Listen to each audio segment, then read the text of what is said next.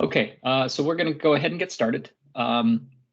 Those of you should have seen the notice from Lisa that we are recording the afternoon session. If you got concerns about that, well, let Lisa know. But otherwise, I think you'll need to drop off because we need to have a record of these to be able to develop the final report, et cetera. So same as this morning. Before I go into presentations, I see a hand raised from Christian Lambert. Did you have a question, Christian?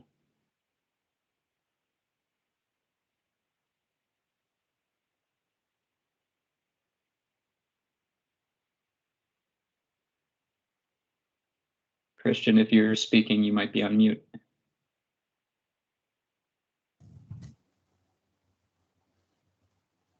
Okay, I'm going to assume, is that you, Christian? Okay, not a problem. Okay, so the last presentation that we have for today is from Nick Pappas, I believe, representing NRDC. Nick, if I've got any of that wrong, correct me, but otherwise, go ahead and present. Great, thanks so much, Eric.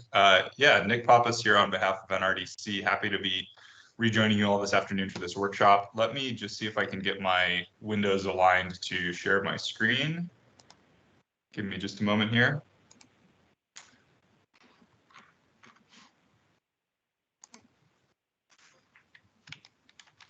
All right, Eric, just confirm my screen share is coming through clearly here. I'm gonna take that as a yes. Yeah, we see it.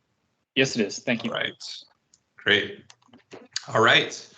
Well, again, my name is Nick Pappas. Happy to be here today on behalf of the Natural Resources Defense Council, talking about resource counting issues. My presentation is really going to focus on resource counting issues for preferred resources, specifically solar, wind, storage. I think you could kind of assume demand response mirrors a lot of the issues raised with storage here.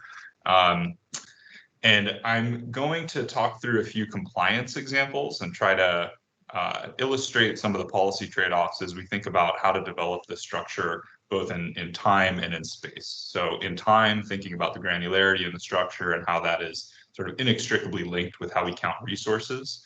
And then in space, thinking about how we could differentiate resources on a locational and technology basis.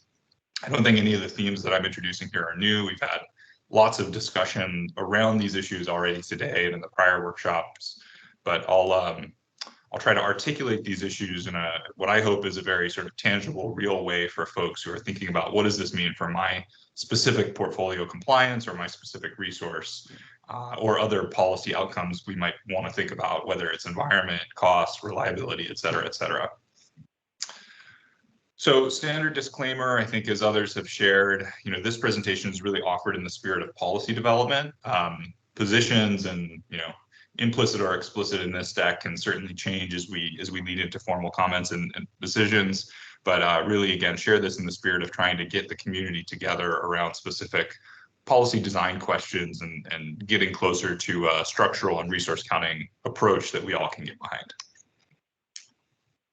So there's two segments of this presentation, essentially.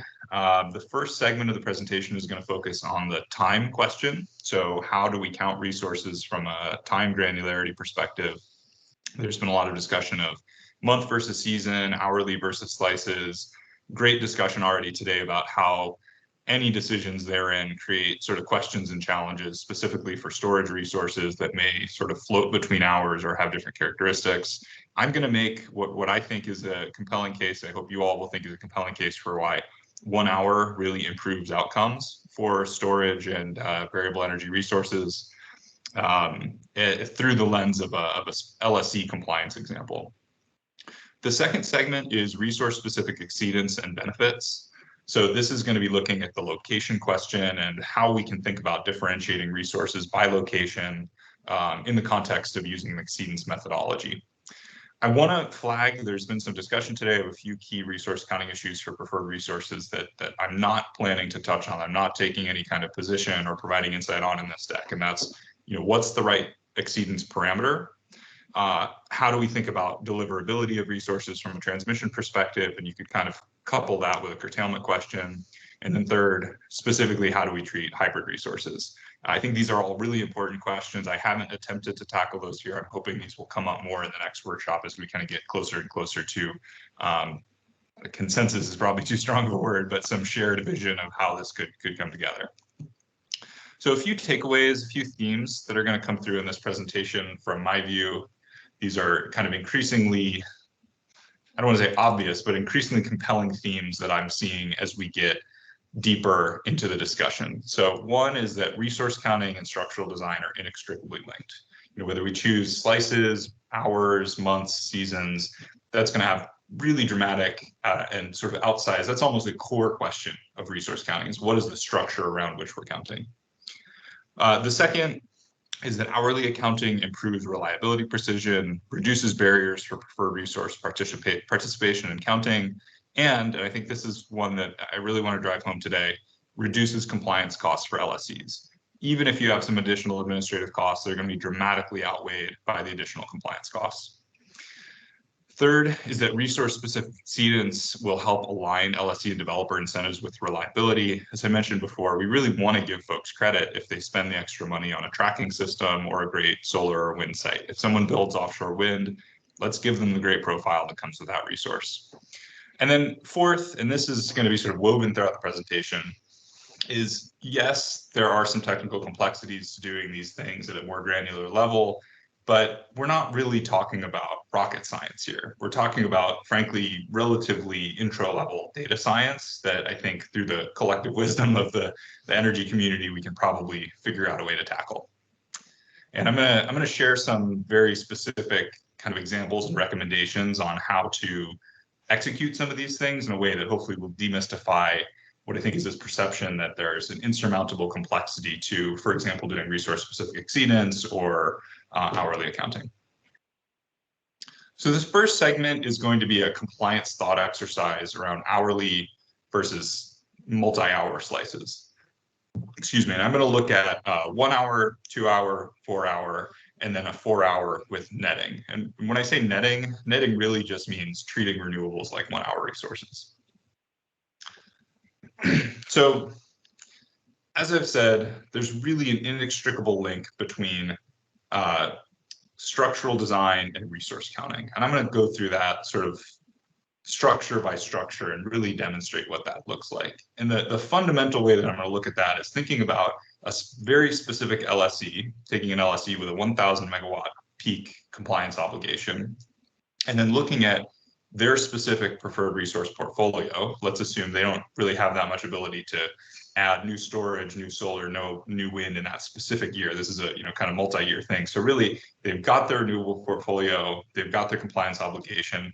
How much 24/7 resource do they need to add to that to make it work under these different structures?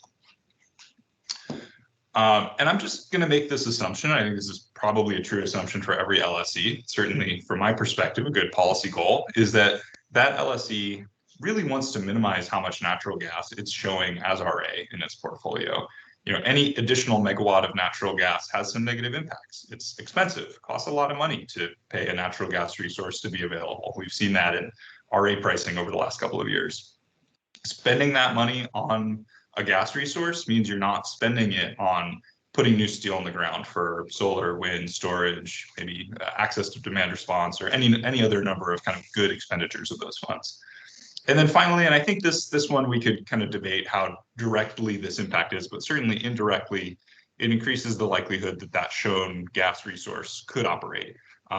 If it's getting its fixed costs paid for, there's more likelihood that it's going to be in the market actually producing energy. So let me just take a moment to really, again, explicitly define the thought exercise that I'm about to take you all through in this presentation. So for LSE-A, it's got 1,000 megawatt peak. It's not going to have 1,000 megawatts in every hour, but its peak compliance obligation is 1,000 megawatts. Its portfolio has 500 megawatts of solar PV, 400 megawatts of wind, and 250 megawatts with 1,000 megawatt hours of battery storage.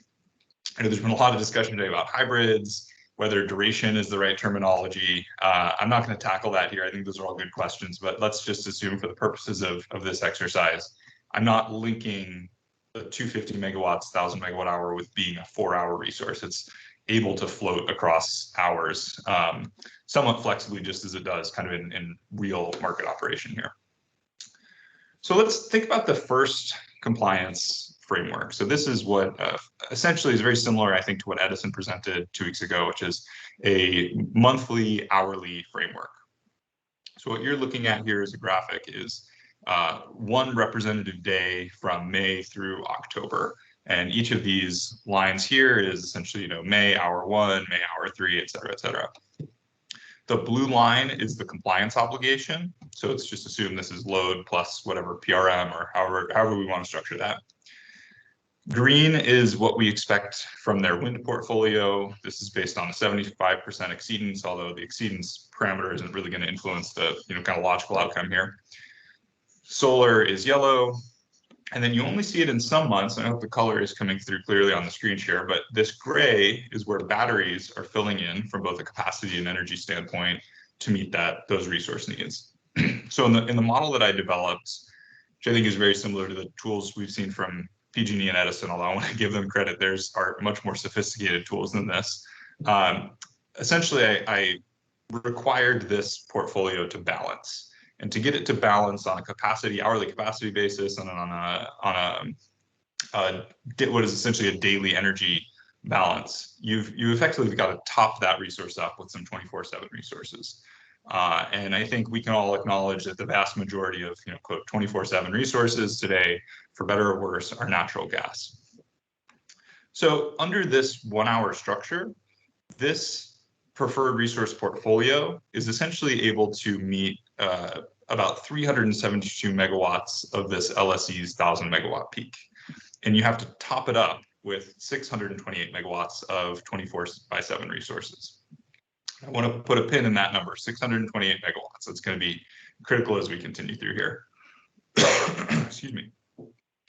So what if we move to a 2-hour structure? So if we look at 2 hours, you know, this similar graphic, but essentially what I've done here is I've required the model to meet the maximum demand for each 2-hour period, and then only allow solar and wind to count for the minimum demand for each 2-hour period. And I think as we think logically about how the hours are structured, this kind of min-max approach is really the only one that works. Averages give you really bad outcomes in you know, some important hours that matter. So if you do the same exercise with 2 hours, you start to lose a lot of your solar value, you lose a lot of your wind value, but more importantly, your storage can do a lot less than it could before, when this was a nicer shape that trimmed off some of what's now just being added as kind of blocky storage requirements. Excuse me. Pardon me. This is what I get for having a spicy lunch break before this presentation. So under this 2-hour framework, exact same solar, wind, storage portfolio, you now have to top up this portfolio with 676 megawatts of gas. So you effectively, by going from a 1-hour to 2-hour framework, increased how much gas this LSE has to procure by 48 megawatts. Even though we demonstrated that it was technically sufficient on an hourly basis with 628, this LSE, because we've simplified the framework, to 2 hours, you've upped the requirement to 676 megawatts. So 48 megawatts is actually quite a lot of gas for a 1,000 megawatt LSE to procure. Finally, let's go to 4-hour. So same effect, you've really truncated a lot of the value of the solar and wind resources. Storage, again, really gets a lot of impact from having to meet these blocky requirements. And so in this structure, 4-hour, that same LSE has to procure 737 megawatts of gas to be balanced on a capacity and energy basis. So that's an increase of about 110 megawatts, 109 megawatts for that LSE. So you've really devalued its preferred resource portfolio, even though, again, it's the exact same portfolio and we've demonstrated sufficiency on an hourly basis. This, you know, simplification has dramatically increased how much gas this LSE has to procure. So another framework we've discussed is using netting. So netting, in my mind, is really just the application of an hourly profile to renewables, to solar and wind, and a slice application to everything else. Excuse me. Pardon me. So again, in this case, we've dropped solar and wind completely, and we've just reduced the demand requirement here down based on what the solar and wind was on an hourly basis. But again, you've got to meet the max demand for that period, even though you've netted it. Here again, with 4 hours, your storage is pretty limited in what it can do. So this gives you some benefit back, but still your 698 megawatts of gas is 70 megawatts of gas more than you need under an hourly construct. So let's put those numbers, really amorphous abstract numbers, especially for, excuse me, sorry, not a good time to have a cough, something in my throat here.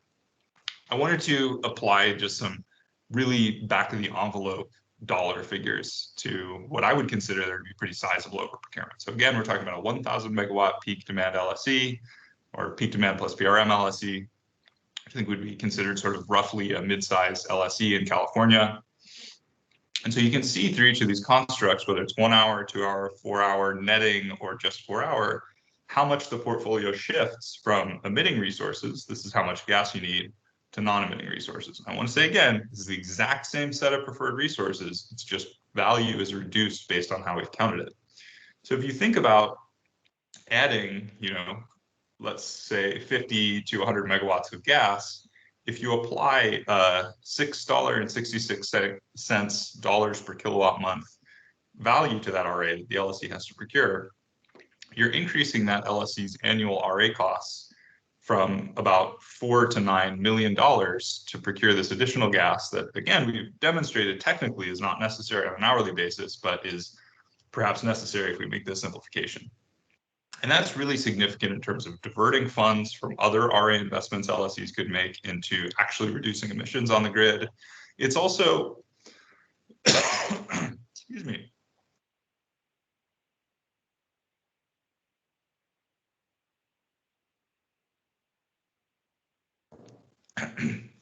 apologies there. Lunch is really stuck in my throat here. It's also basically requiring some gas to stay on the system when in reality, perhaps it could be mothballed, retired. Now that may not be a reality today, but it could be a reality in 5 to 10 years. Well, hopefully this framework is still useful. And then finally, this creates just greater non-compliance risk. If we force an LSE to go build over 100 megawatts, go procure another 100 megawatts of gas beyond its needs, we know that there is constrained RA on the system. And so you may just be creating non-compliance despite technical sufficiency here. So the main detraction from hourly accounting is the complexity. And I want to just kind of walk through the comparisons and complexity of month hour, so hour monthly, versus slice month. So let's say 4 hours per month, 4 hour, 6 slices per month. If you take what each LSE needs to show, so there's about 40 LSEs, you take what each LSE needs to show, they need to show what they're procuring from an NQC list that's today about 1,000 resources. You multiply by that by how many data points you have for each slice, you get about 12 million data points that the commission will be managing for RA overhead and sort of matching and making sure no one's over procuring. 12 million data points for hourly accounting versus 3 million data points for 4-hour counting.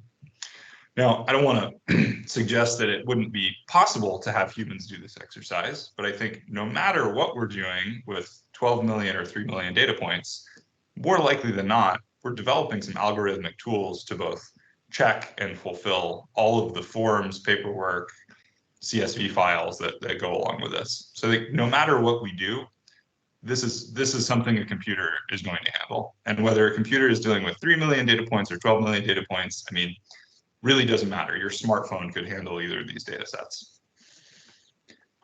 So just to recap some of the policy considerations here, looking at hourly counting for preferred resources facilitates replacement of gas RA with preferred resources. Said differently, maximizes the value of preferred resources in the RA program.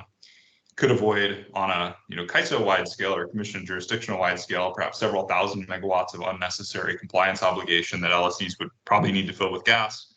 And the downside is it requires some matrix math. If you look at multi-hour accounting, just think about a 4-hour structure. You reduce the ability of preferred resources to count and sort of maximize their value in each hour.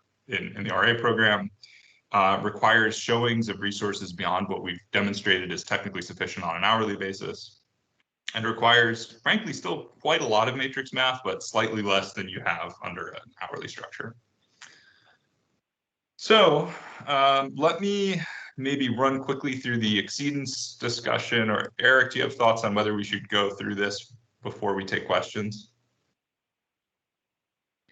Nick, I leave it to you. If you want to split this up to take questions on the relevant sections, we can pause for questions here. If you want to continue on, you can continue on.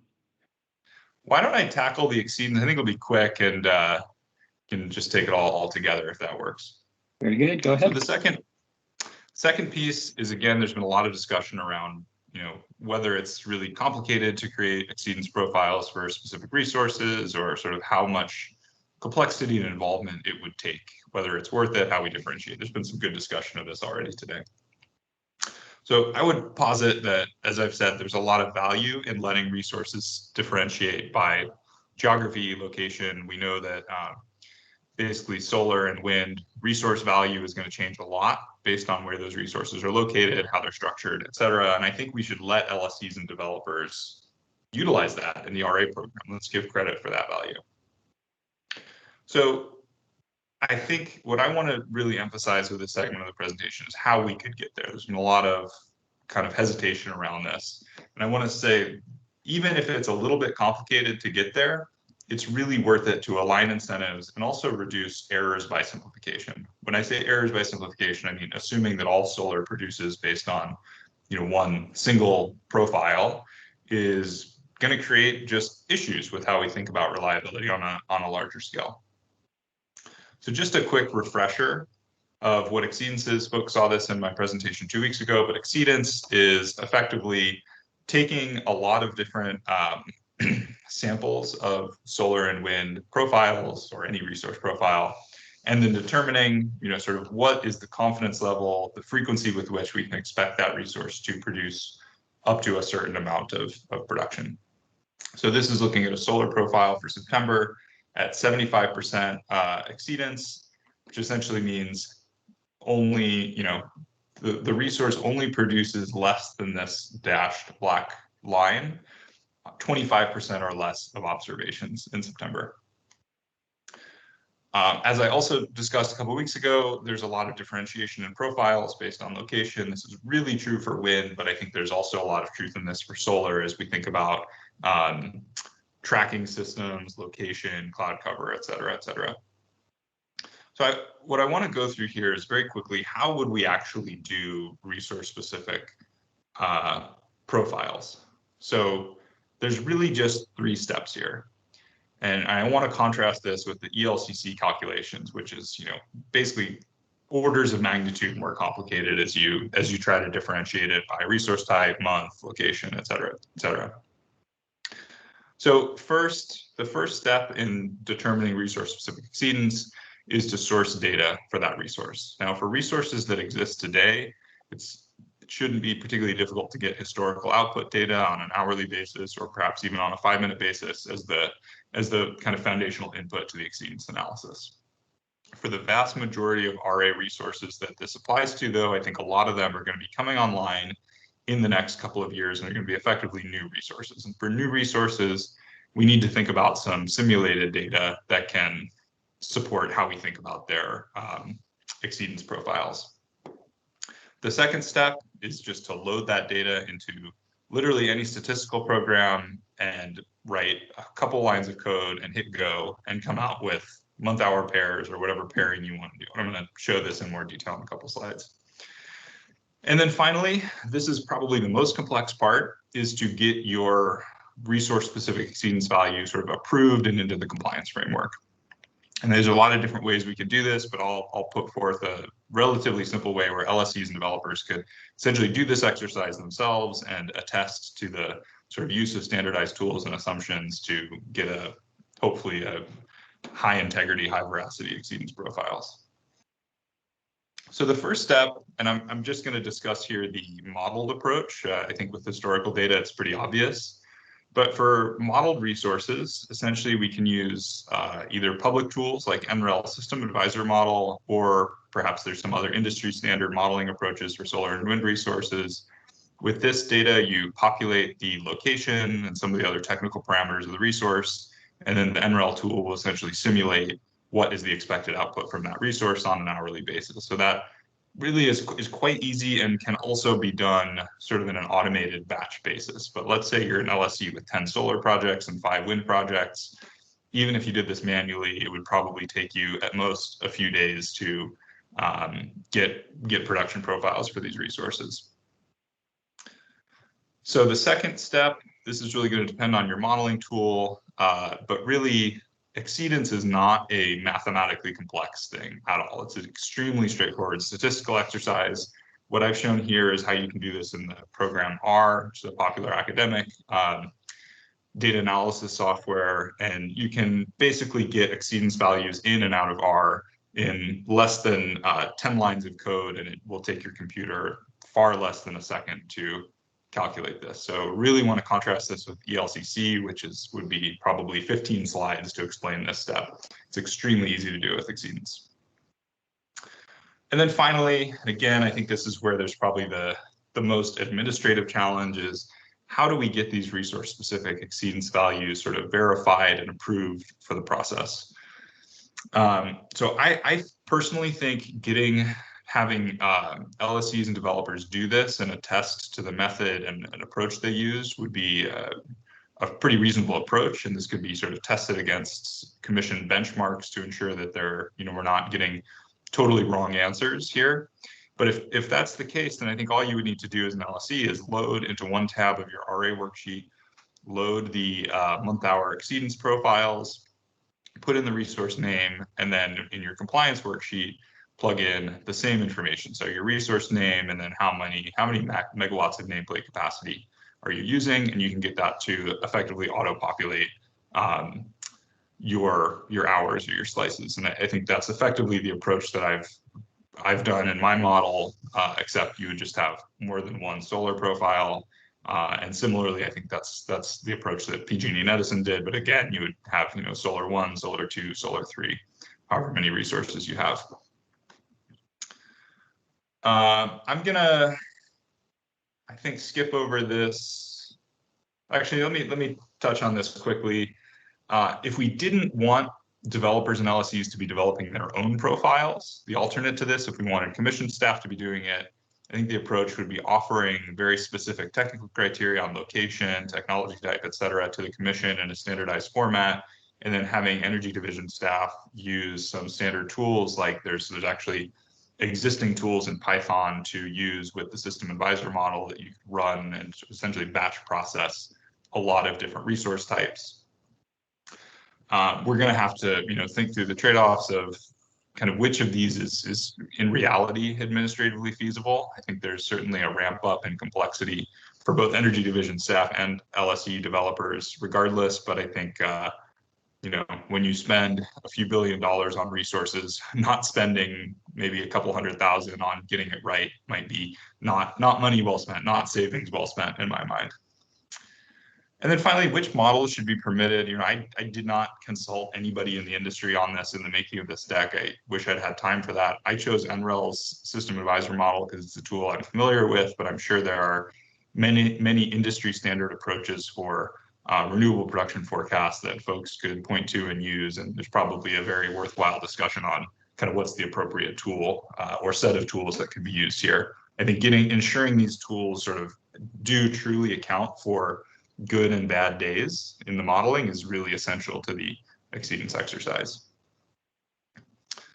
So just to wrap up, again, I think this is a really worthwhile piece of RA. As we get more and more solar and wind resources, we really need to think about getting them appropriately aligned incentives for investing in choices that provide better or worse reliability outcomes. I think that's a real worthwhile path to explore here.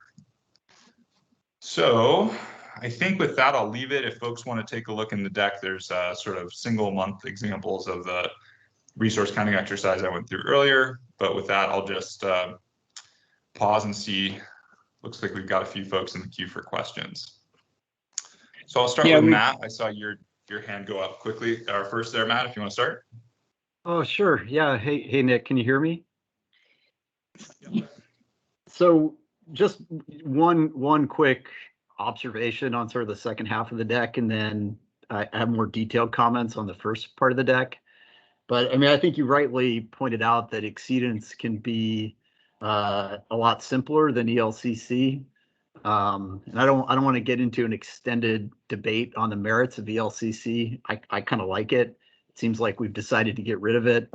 But you know, they're trade-offs. So, you know, if we're not going to use something like ELCC, then, you know, we need a much more complicated compliance framework.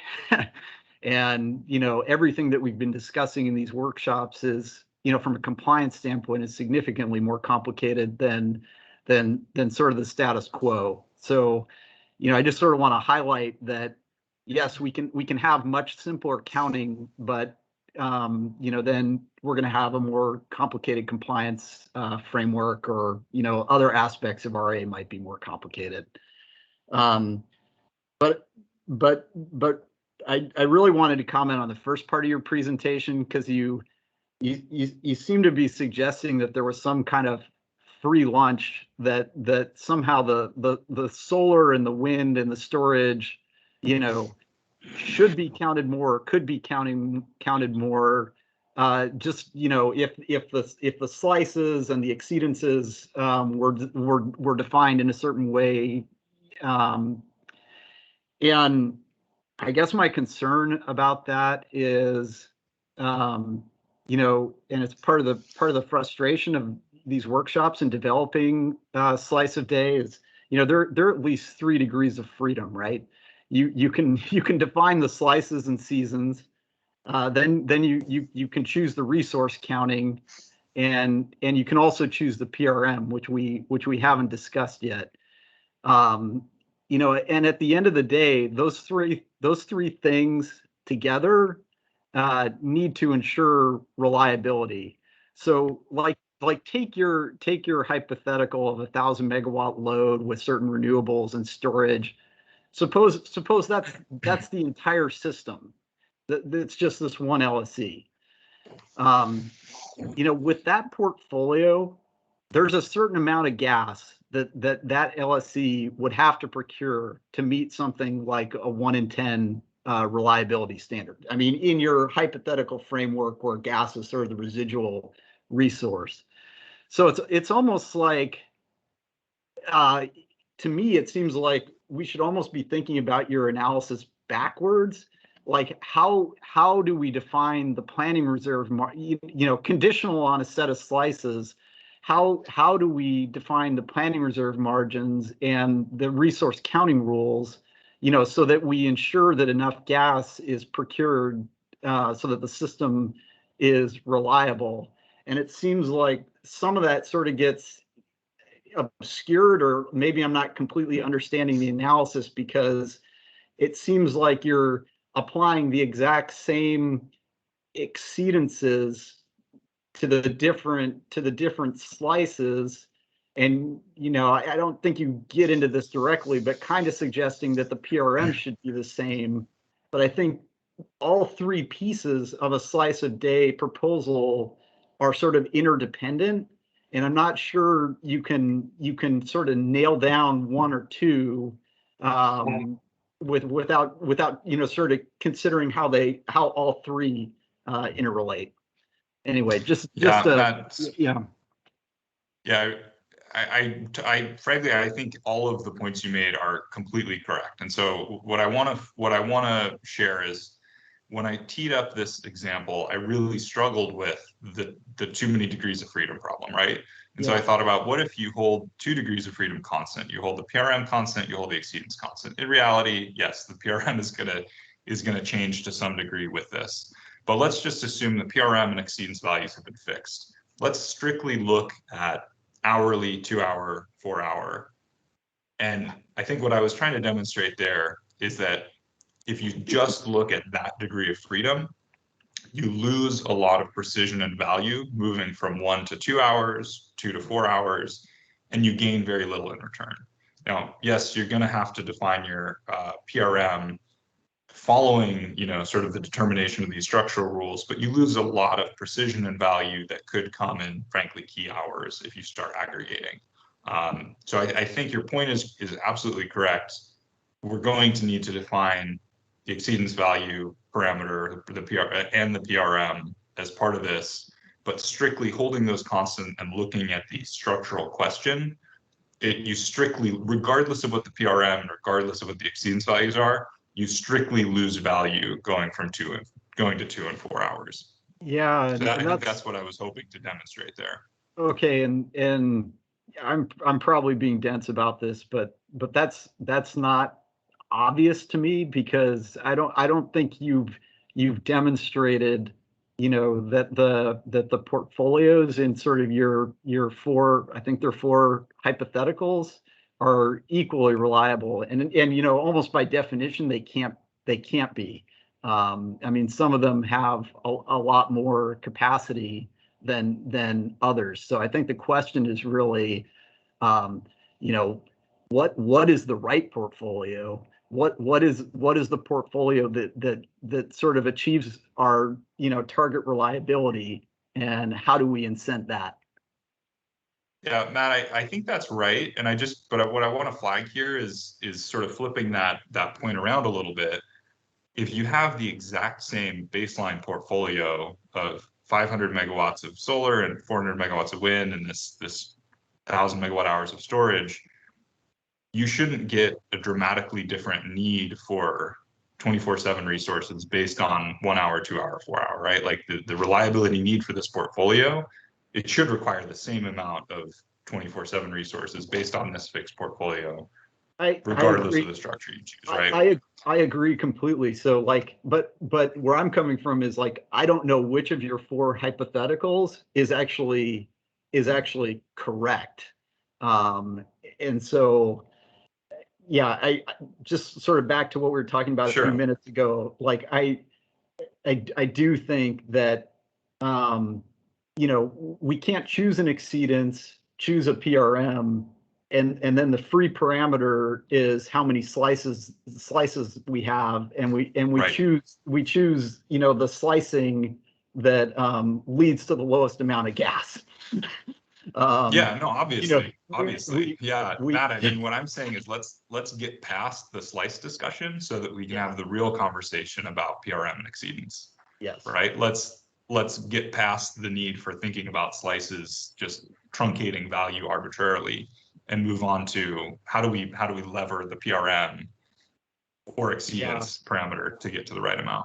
Well, I don't know if it is. Yeah, sorry. I don't know if it is truncating. I'm not sure I would characterize it as truncating value, but I think we agree that sort of all 3 pieces need to be developed together. Definitely agreed. Okay. Agreed. Thank you. Oh, that got like 10 more hands up. I'm going to go in reverse order since we've been doing alphabetical before. Actually, I don't know if mine are also alphabetical, but maybe I'll go to Jose Torre Bueno first. I just wanted to say, relative to this question of where we put the reserve margin, I think that to this issue of the accuracy of the slices, I think that if you want reserve margin, you should be explicit about where the reserve margin is. I think the showing of this presentation is that the finer slices give you more predictability of where the reserve of what's really needed. And that if we're concerned about the reserve margin, we shouldn't try to get reserve margin because coarser slices seem to give us more requirement. We should be explicit about saying if we want reserve margin, we should make the reserve margin higher, and we should go with a methodology that makes the rest of our measurements as accurately as possible. So I don't think that it's an argument against the finer slices to say that it required less gas. I think that if we think we need more reserve, we should be explicit and say that's an argument for increasing the reserve margin, not an argument against finer slices. I think that's essentially what you said, but I'm trying to say it in a different way. Yeah, no, I appreciate that, Jose. Thank you. Great. Let me, Kathleen, next. Sure, great. This is Kathleen Colbert from Vistra. I was just kind of wanted to respond to something Matt said and then ask a follow-up question. So I heard Matt make a comment about, have we decided that we're going to, give up effective load carrying capability? I just wanted to throw out there that I definitely view that it's still on the table. And so, I'll keep bringing up my hallmarks of, believe loss of load expectation study is a good, robust way to look at our risks and identify our reliability needs. I think that identifying the loss of load probability hours are an important component to narrowing in on those hours where there is risk. I think determining expected unserved energy within those hours is really an important, critical, analytic step as well. That can be probabilistically determined. And out of that, I do think it is a logical evolution, once you've done those things, to say within these LLOP hours, what is the effective load carrying capability of the different types of resources? And so I still see value to ELCC. Given the penetration on our fleet, probably marginal is the way that we would need to go to have that value really reflected and quantified appropriately to reflect its reliability value. But so throwing that out there, that I still think is on the table, I'm going to ask a follow-up, Nick, which is, I heard you say that you think exceedance is superior, but I did not hear you clearly explain why. And can you flesh that out for me, please?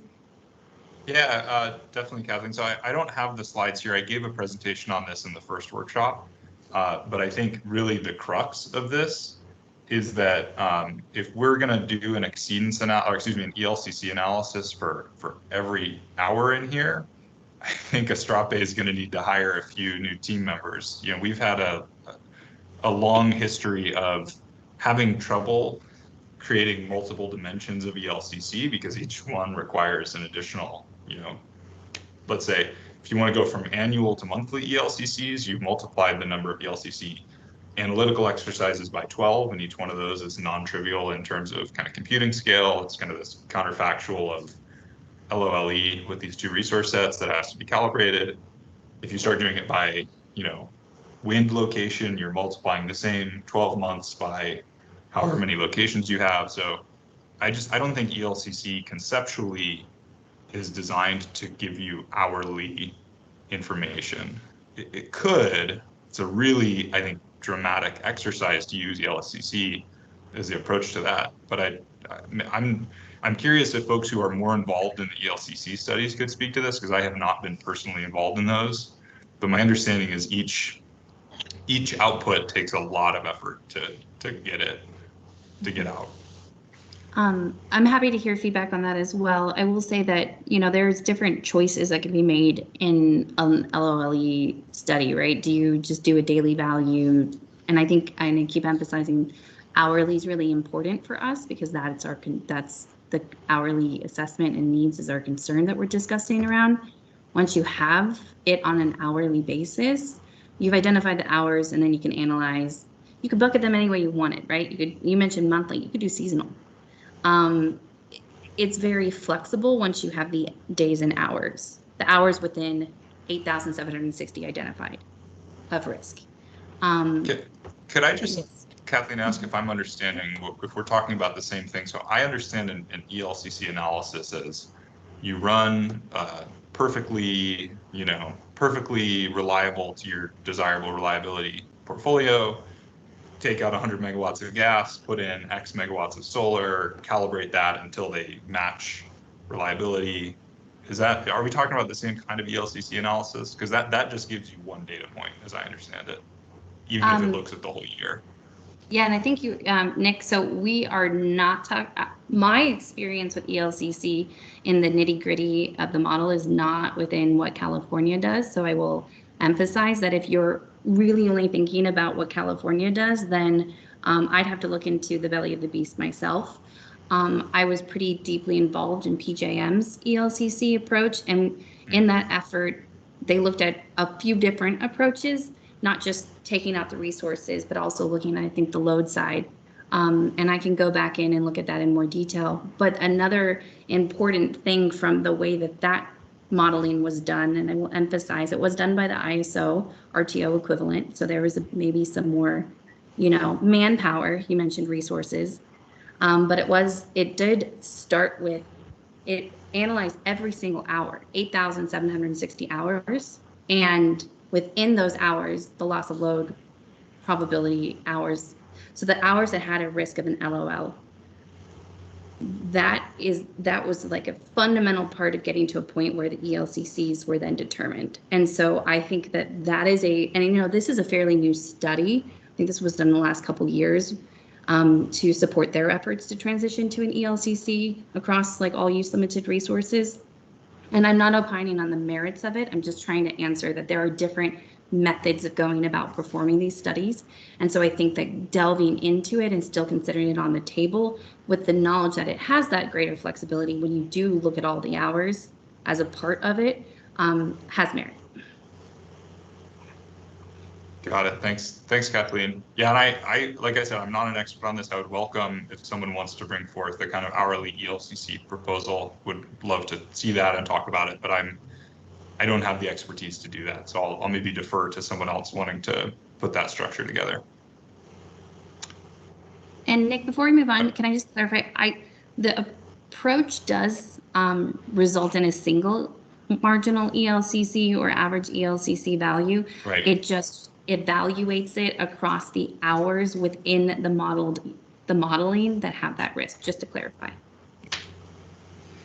And Kathleen, you're suggesting creating a profile from that? This is where I think it's not clicking for me. I think, this is Scott, I think we should probably move on to the next person with their hand up. Great. Thanks. Sergio? Yeah, thank you. This is Sergio Dueñas with CISA. So I have one question and one comment. I'll do the comment first. Well, first off,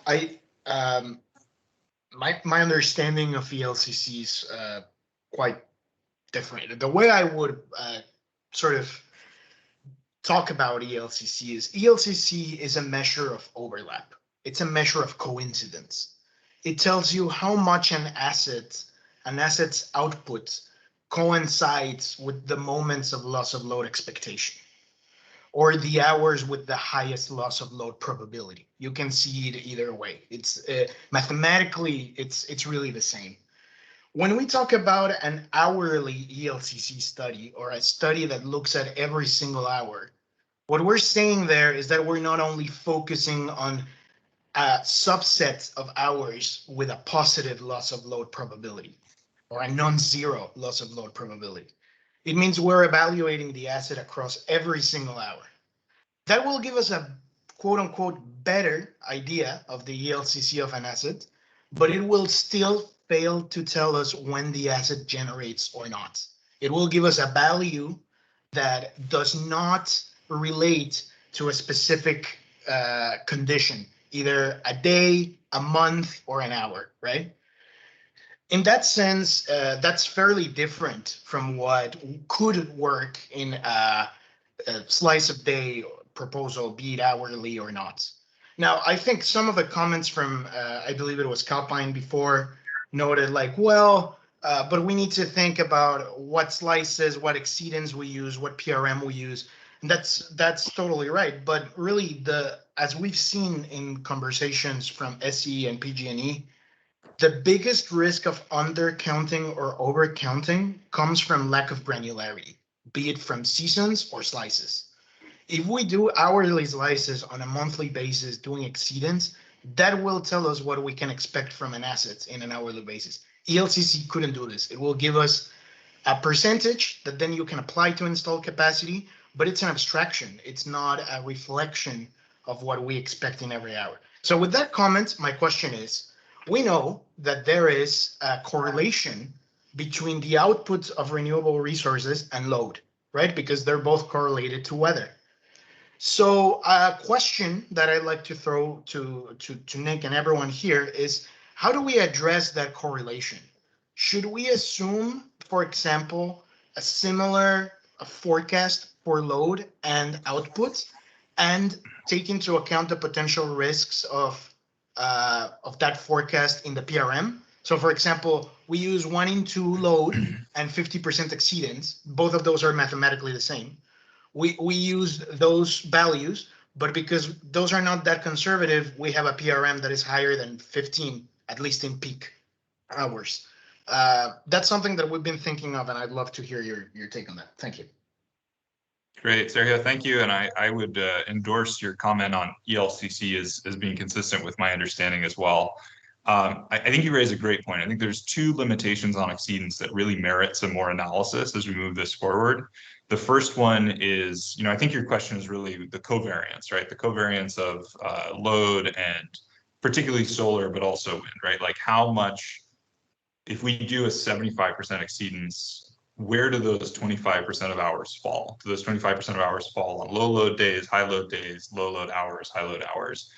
I think that's there's some meteorological data and probably resource specific production data that could really inform that very well, that I don't have access to, but I think is a real important area for particularly the renewable industry to be spending some time with, to think about how do we not overly devalue based on some, frankly, somewhat arbitrary parameter we choose for exceedance if those tail hours don't matter, or what if those tail hours matter a lot? So I think that's really critical, Sergio, and I appreciate you bringing that up.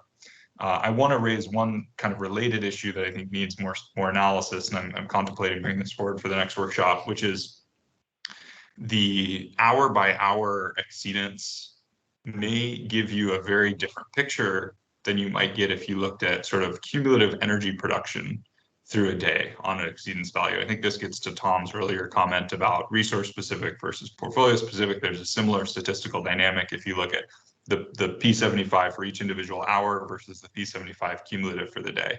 Just assume a wind resource let's just assume a wind resource could produce from midnight to 4 a.m. or 4 a.m. to 8 a.m. You don't want to kind of devalue that based on the fact that on a few days it's 4 to 8 versus 12 to 4. So I think both of those are dynamics that really need some more analysis as we pull this together. And then of course, and this goes all the way back to Matt's comment and kind of consistent with all this discussion, is all of this needs to be taken together and plugged into some kind of production cost model or LOLE study framework to make sure the PRM kind of accurately captures what we're trying to get here as reliability. So yeah, Sergio, totally agree, and I think that's an area we need to all be thinking about more. So let me keep moving up here. I see Christian Lambert from Cal Advocates. Thanks, Sergio. Got your thumbs up. Great. Christian, hi everyone, this is Christian from Cal Advocates, and I also would like to draw on what Tom Beach for SIA was saying this morning about the potential portfolio benefits. So I really appreciated this thought exercise. We have one LSC here, and my question would be, if we're looking at this LSC's installed capacity that they have under contract, does that mean we're not looking at allocated portfolio benefits, the portfolio being the collective portfolio of all LSCs? And if we aren't, does that mean we have potential benefits that could be allocated if we're not using ELCC, where there already is an adopted allocation to resource types? So if you looked at the whole collective LSC portfolio and you determined that all LSCs have come in, we've done the modeling and measured whatever the excess is according to the LLE standard of 0.1, and we're going to allocate that excess benefit back to LSCs. A two-part question here. Is that a correct understanding, meaning that it would essentially reduce the natural gas capacity that you described as top-up capacity? And two, would it increase with the width of the slice? Because going from 1 hour slice to 2 to 4 increases what we've called deadweight loss in previous presentations, but that deadweight loss would probably also increase the magnitude of the total collective LSC portfolio benefits to be allocated back to LSCs. Yeah, Christian, great questions. I want to mentally take note of each piece of that, and hopefully I'll hit on all of it, but if not, let me know. And I love the deadweight loss. I'm glad we're all coming around on some identical terms here. So backing up to the beginning of this, there's this question of exceedance for individual resources versus exceedance for the portfolio altogether. And I think you're right, ELCC tries to capture the benefits of diversity, sort of even within a resource class, and then even the solar and wind resource diversity. So there's a few ways to cut this. In some of the work that has been circulating, like that PG&E developed, the exceedance for CAISO 2018, 2019, solar and wind, we're looking at the collective output of the entire solar fleet, the collective output of the entire wind fleet. That is going to capture some of the diversity of those specific resources in that approach. And I think that probably tackles a lot of this. If you go to resource specific, you're going to capture kind of more kind of unique tales that may just apply to one resource. And where that really comes down, sorry, I'm going to close the chat because I'm too distracted here. So I think where that comes down is what is the covariance of the solar fleet probably has tremendous covariance, right? And so there's probably not that much diversity benefit per se from solar. It's all the same hours coming up, coming down. There's a little bit of diversity with cloud cover in different regions, but it's not nearly as much as like the covariance of the wind fleet. You know, two adjacent resources at Tehachapi might have a ton of covariance, but if you've got resources at Tehachapi and Altamont and offshore, there's going to be a ton of diversity and possibly some complementarity there. So all of this comes back to what's the right exceedance parameter and where do you account for that diversity benefit? And I think understanding how much covariance exists within each of these samples can tell you a lot, right? Like I'm not going to tell you that the individual, like that solar needs a dramatically different counting structure, whether it's system-wide or individual resource. For wind, that could be a totally different story, given that these may be really complementary profiles, or maybe they're really not complementary profiles. But I think that's a statistical exercise that, again, like needs a lot of work, and that I don't have data to perform. That's, you know, really resource specific and regionally specific. But great question. I probably didn't hit on all of it, but hopefully I spoke to some of that. Oh, you asked about the slice width and deadweight loss. Yeah, I think again, like, when I think about exceedance, you do exceedance on an hourly basis and then apply the outcome of that to slices. You wouldn't really kind of logically assume that, like, apply a higher exceedance to a later hour. Again, you have to kind of have the minimum across that slice applied to the entire slice. So I do think you do get a lot more deadweight loss. And that's really just the theme of the slices here, is deadweight loss increases as you widen them. So yeah, I would agree with that. I think Carrie's next after Christian. Hey, Nick. This is Carrie Bentley, Gridwell Consulting. First, I just wanted to say I completely agree with what Christian was saying about the portfolio impact and having considered it up front. I think it should be lost that one of the benefits of belonging to an ISO and having a jointly administered system RA is because of those portfolio benefits. It's actually one of the reasons why people join ISOs. And so it is concerning to me that if you have an hourly program with a non-resource specific exceedance factor, that you are losing those portfolio benefits, and they would need to be allocated in some way. Otherwise, it would lead to over procurement at a system level, you know, at an aggregate level. And that seems to be one of the, you know, additional complicating factors of what you're outlining here.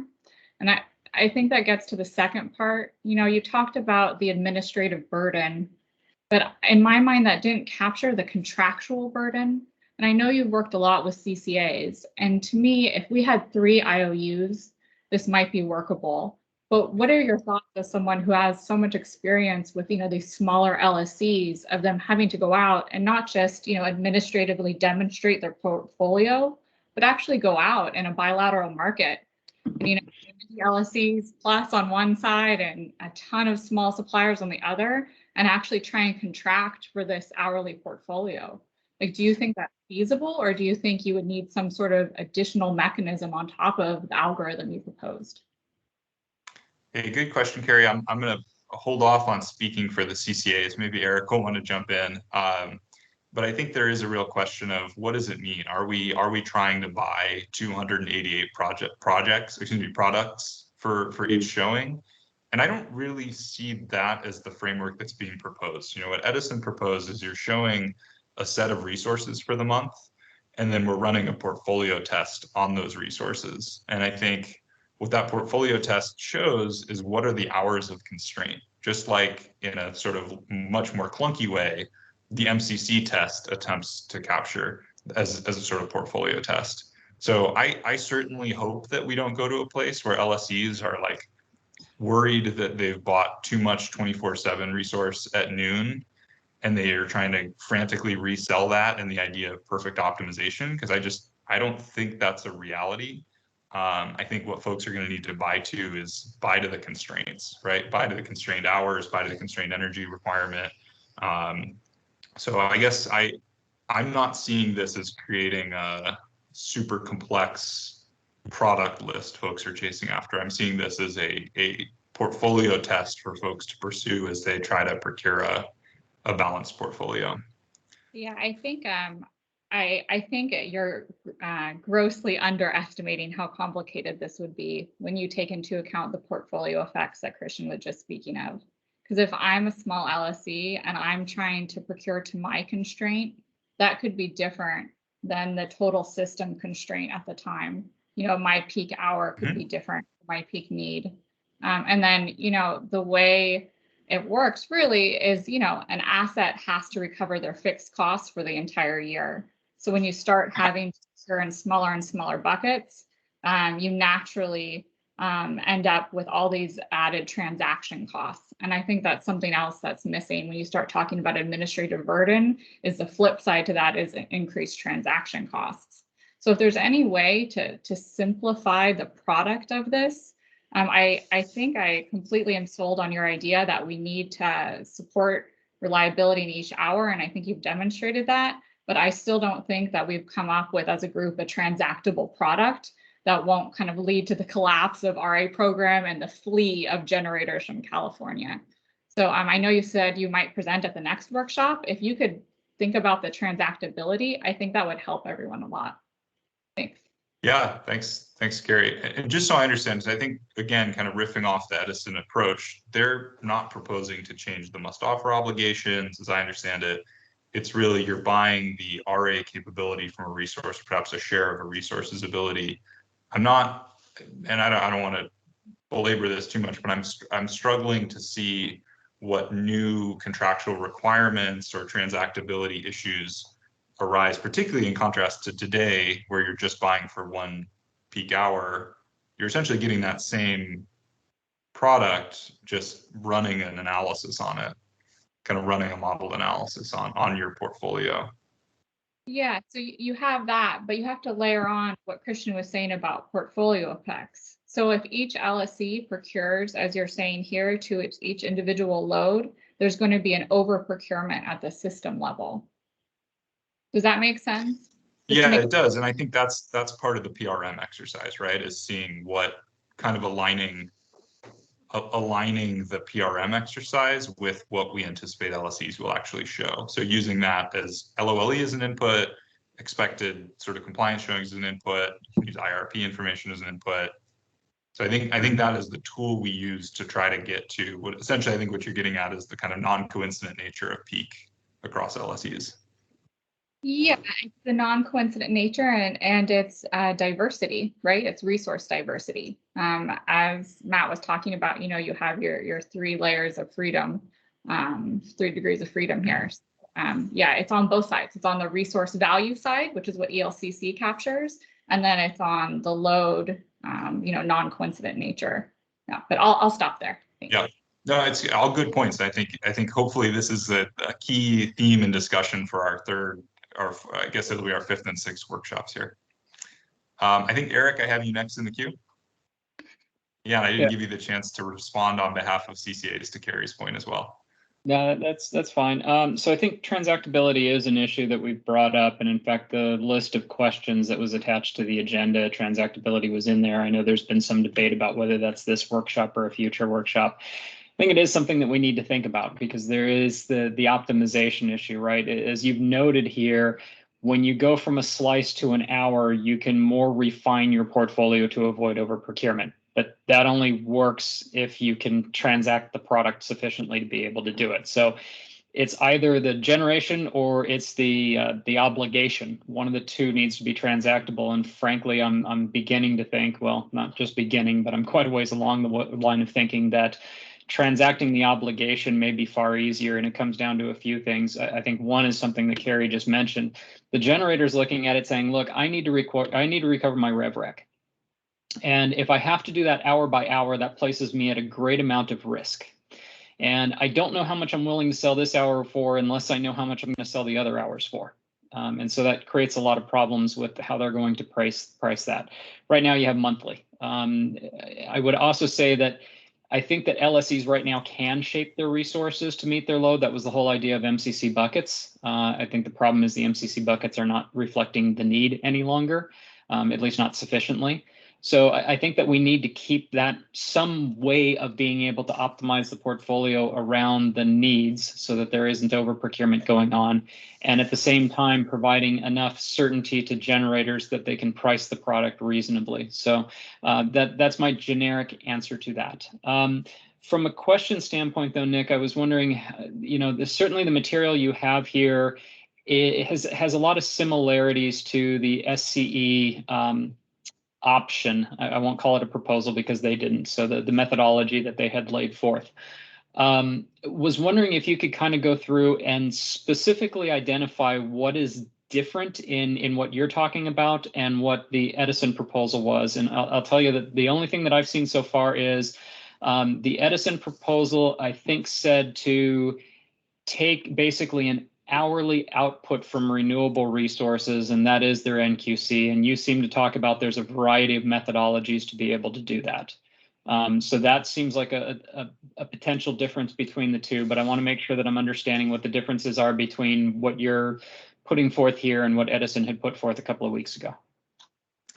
Yeah, great question, Eric. I'd want to go back to that presentation sort of piece by piece, but I think they are very similar. I mean, this is kind of continuing off of some of the early development, resource development, or excuse me, analysis I did around the hanging chads question, and sort of thinking the more granularity you get, the less hanging chads and deadweight loss you get. So I think there's actually a lot of similarity.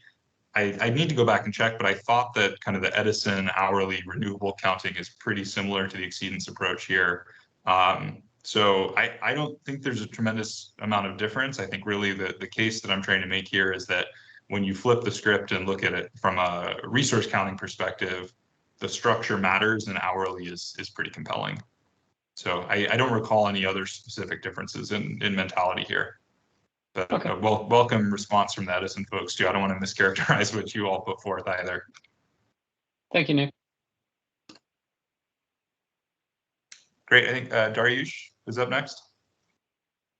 Hello, Nick. This is Dariush Sharmamadi representing California Wind Energy Association. Fortunately, Sergio and others made most of the point I wanted to make about how nonsensical the results of exceedance method used to be under the current structure before ELCC was adopted. Because when, for example, on just empirical basis and numerical basis, solar would have an exceedance method value of, say, 90%, while the actual contribution on marginal basis was close to zero. So exceedance, because they were not matching. When you do exceedance, you forget about whether at the time that the exceedance was calculated, whether there was a load to meet that or so on. And this point was articulated very well by Sergio and maybe and also by others in other ways. So the transition to ELCC was essential in the existing framework. Now that we are going to this all these newer frameworks. And in this case, we are talking about 8,760 hours in a year. I'm assuming that's not what you have in mind to have 8,760 hour products, transactability of which would be impossible to manage, as Carrie mentioned. I suspect ELCC and exceedance method would converge. If you do ELCC for hour 50 of the year and compare it with exceedance method, you will get probably, as far as meeting the load at hour 50 of the year, the numbers are going to come close as far as RA is concerned. And the idea is how to keep things practical, transactable. And in that sense, the slice of the day had the benefit of you showed that the narrower the slice, the better. Obviously, we could all see that intuitively, but the slice of the day proposal, especially if it entails some approximation, but if at least keeps things manageable, it keeps the process manageable from transactional standpoint. And I think if we do something like slice of day, and we whether we go with exceedance or with ELCC for that slice, specifically for that slice, they narrow the slice, the closer the results will be. But I can imagine that exceedance could work in that framework because we have a narrow enough time frame. Anyway, this, as I said, most people, a couple of people ahead of me did make this point. I just wanted to repeat what they said and put some historical perspective into it. We played a major role getting the state to go from exceedance method to ELCC, because exceedance was just producing nonsense. But now maybe it's time to go back if we narrow down the duration of the analysis. Thank you. Yeah, great points, Dariush. Thank you. You know, I totally agree with your comments. I do just want to emphasize again this point that Sergio brought up, which is the one thing we really do lose with exceedance is covariance. Sort of what is the likelihood that the hours that are being missed by exceedance are meaningful, or I should say the days that are being missed by exceedance are meaningful. So that's one area that I really think needs some more definition and refinement in the coming months here. I think we're ready to start back at the bottom of the list and come back up. I think Tom Beach is up next. Yeah, thanks, Nick. You know, a lot of the comments I was going to make, I think, have been made by other folks. I just would like to reinforce a couple things. First, on this question of ELCC versus exceedance, I think it is very important to recognize that ELCC really does only look at the hours of risk that, on the system, the hours where the loss of load probability is non-zero. And that's, you look at the results of any LOLE study, that's relatively few hours. And one of the things we're trying to do here is look across the entire day, because you know, for example, solar, my client, its RA value is increasingly going to be in the middle of the day as a source of energy to fill storage. So you know, I think one of the reasons to move away from ELCC is that it does only focus really on the hours of highest risk. I mean, that's not to say those are not still important, but I think we need to look at the broader, you know, we're trying to look at a broader picture here. I mean, that was why Edison and Cal CCA introduced the NQE aspect of their proposal, and why we're looking at slices across the entire day. So I think that's fundamental reason why moving away from ELCC makes sense here. I think another thing, and I think we're probably going to present some of this information the next workshop on trying to figure out what exceedance values to use. I would note that the PG&E model that they developed on slices has data on wind and solar outputs in 2018, 2019 for both a 50% exceedance and a 75% exceedance. And it's very interesting to take the ratio of those outputs. And for example, for solar, what it tells you is that the 50% and 75% exceedance values are actually pretty close to each other in the middle of the day in the summer, which is what you'd expect in California. It's usually sunny. It doesn't rain much. And as Nick, you pointed out, there is a correlation between good solar days and high demand days. And where you see a difference between the 50% exceedance and the 75% exceedance are principally in the winter months, because we have days like today when we have rain when it's actually raining, and then also to some extent in the early morning and late afternoon when you can have atmospheric conditions like clouds on the horizon or wildfire smoke. Things like that can cause the 50 and 75% exceedance levels to converge. But I think if you look at metrics like that, it can I think help people perhaps do what we have to do next, which is actually decide on which exceedance levels to use.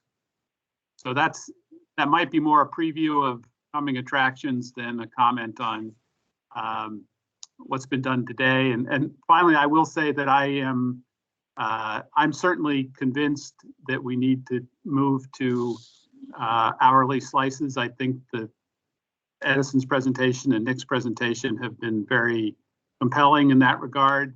And I think that we need, as given the many degrees of freedom here, I think we need to start by nailing something down. And going to an hourly slice seems to me to be the first thing that needs to be nailed down, and then we can move to exceedance and finally to the PRM.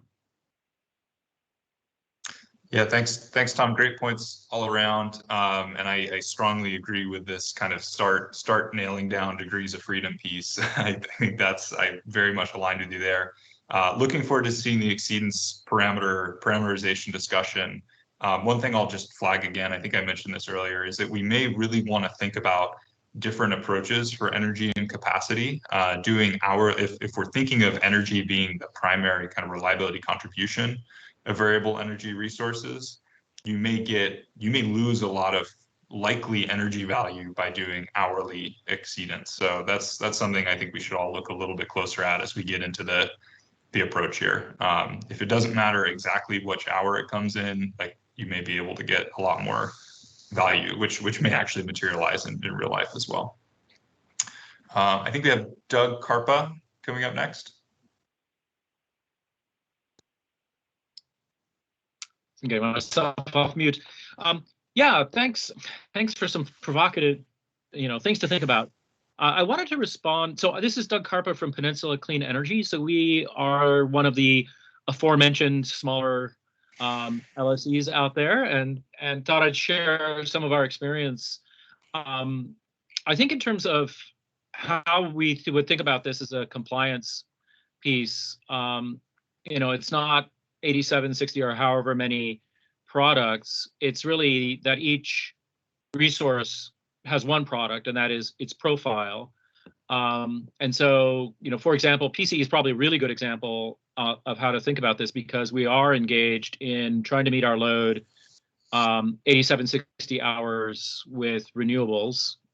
So, not just on an annualized basis, but on an hourly basis. So we're engaged in this already anyway. And, as we do that, I mean, we are essentially, as I say, we're already looking at an hourly construct to do that. And the way we do that is essentially exactly the same way that we're already doing in integrated resources planning proceeding when we file a clean system power tool, which is, here's a list of our resources. Each one of those has a profile. The Excel sheet calculates like what energy is being delivered in each hour, estimates what load is not met, then we get assigned system emissions, for those unmet hours. And, in this particular construct, if we were to take it one step further, then we would be in a position of saying, okay, we have, instead of taking the emissions at that time, we would have an unmet RA obligation. And then we would simply, I think as Eric was alluding, we would have to find some counterparty that has extra capacity or energy in those hours and do a deal with them to say, hey, can you take our obligation for these hours so that our obligation is below what our portfolio provides?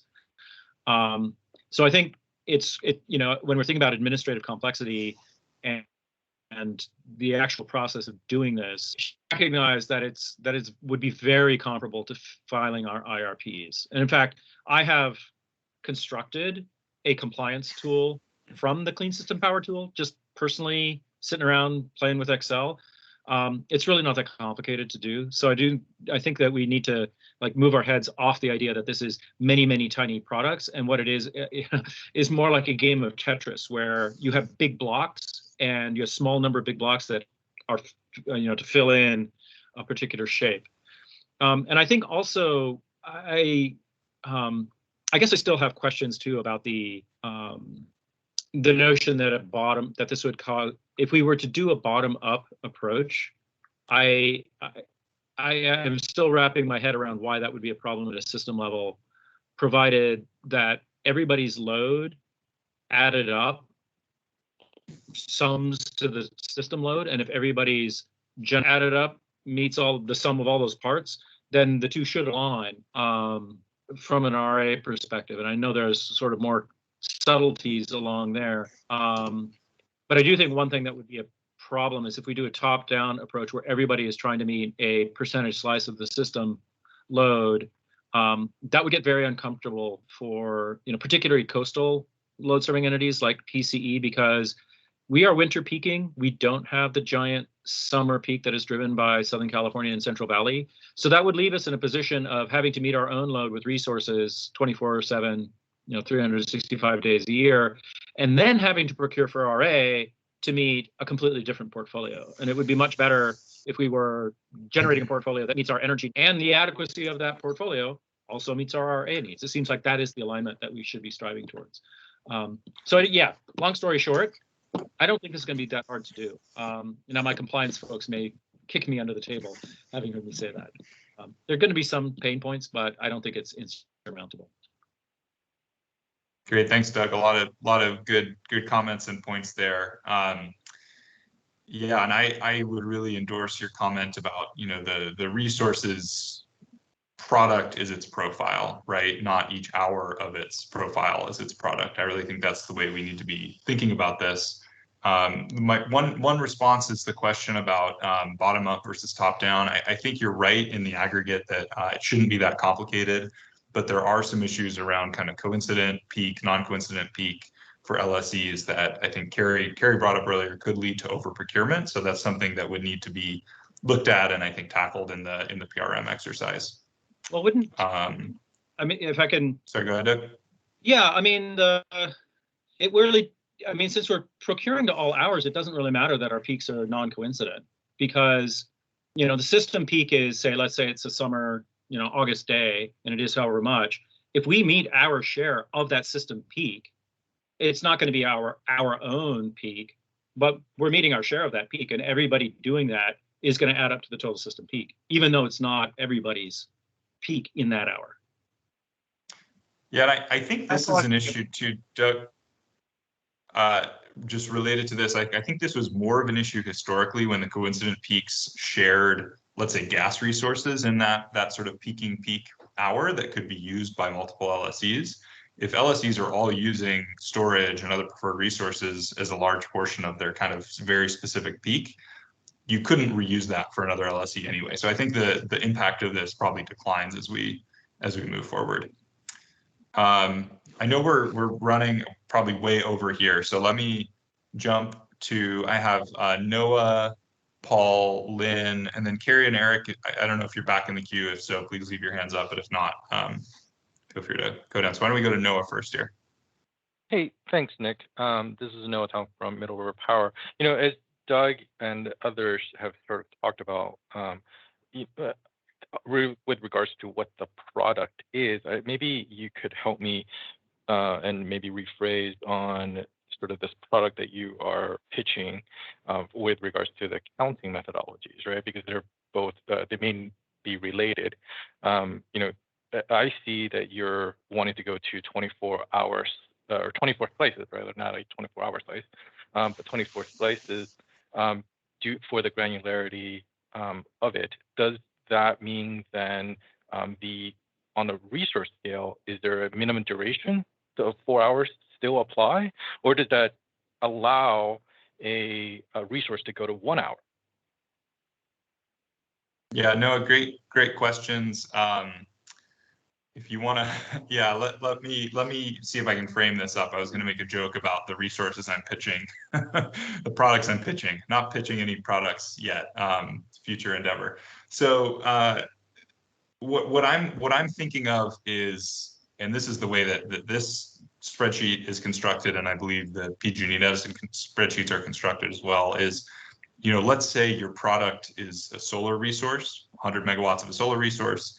All you're plugging in as you're showing is 100 megawatts of solar, and then your Excel spreadsheet is auto-populating what the profile of that resource is in your, essentially your stack here.